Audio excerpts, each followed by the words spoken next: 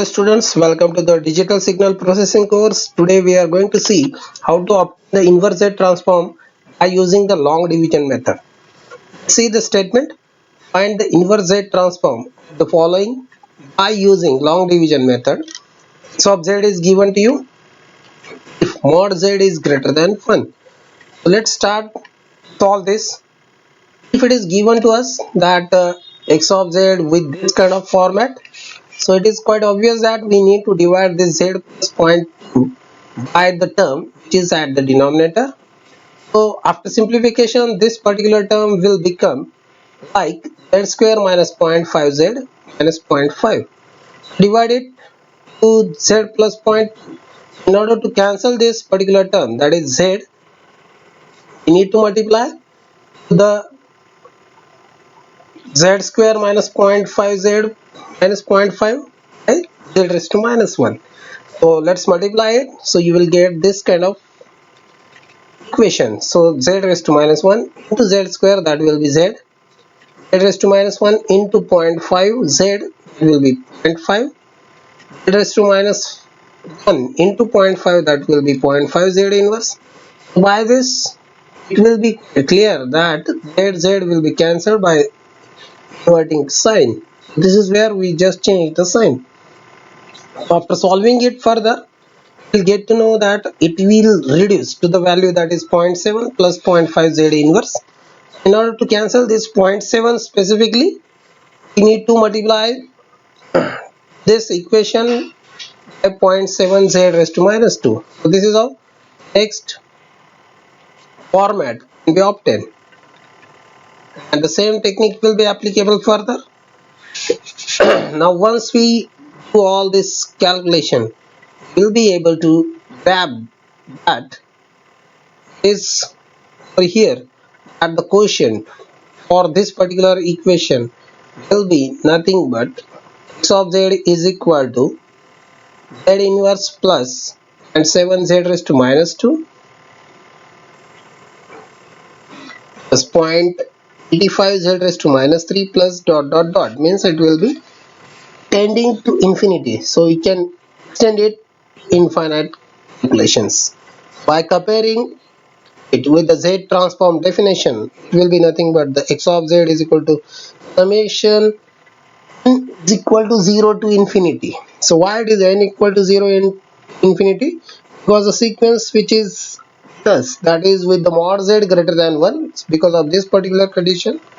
That's why to this condition we need to go with the causal sequence. So here x of z is nothing but 0 to infinity. So by comparing the coefficients which are with x of z, we can easily brought to x of n. So this is where it will be 1 coefficient, this is 0.7, this will be nothing but 0.85. further we can draw it. So this is how x of n can be obtained from the x of z by using the long division method. Let's proceed for the next. Okay, let us see now the second example. In the second example, it is quite clear that again we need to obtain inverse z transform. This is what the inverse z transform we need to obtain for x of z, which is given with z by z minus 3 into z minus 4. So for this, the condition is given mod z less than 3, and the method is nothing but the long division method. Again, it is same. Now just concentrate here that it is less than 3, or z is less than 3. Obviously here we need to rearrange the terms slightly like this. So as we can note down here, this is simply with the usual calculation z square minus 7z plus 12 divide it z. Okay, but if we write it in a reverse way, it is 12 minus 7z plus z square, the meaning is not getting lost. But what exactly the values we are getting, that is quite efficient to know. So here we can able to grab that if I want to divide the z by this particular value, then if I want to cancel this z, I need to multiply this entire equations by z by 12, so that it will give me z by 12 into 12, it will be z. So the same thing is been done further. So this is how it will reduce to this particular values after multiplication with z by 12. So this is how it will reduce this particular term. Now after this we need to cancel out the values of z. So this is how it will be cancelled by inverting the sign. So once it is getting cancelled, which is just over here, this value will be cancelled further. In order to cancel out 7 by 12 z square, just remember here slight modification in the equation. This is nothing but actually 7 by 144. So it will give us the value that it is nothing but 7 by 144.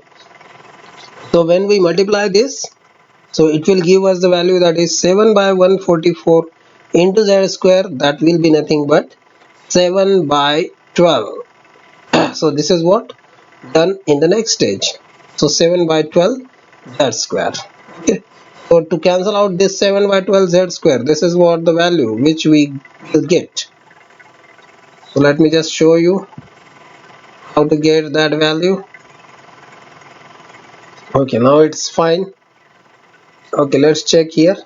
So this is nothing but we drawn. Let me just correct this. This is 7 by 144. So in order to go for cancelling the term is shown here, like 7 by 12 z square has to be cancelled. So it will be done with this. Once we multiply 7 by 144 to this 12, it will reduce to this value. That's why it must be 7 by 144. So this is how the same thing will be done. Once we multiply this with 7z, it will give us this term. When we multiply this 37 for the next iteration, actually this is when we multiply this, let me just check here, with z square, it will give me this value. So this is how it will be continued. And to cancel out the next term which is shown here, we need to multiply it by 37 by 1728 z cube. So let's check it for the next term. This is what the next term which we will be getting after cancellation. At last it will give the term like x of z is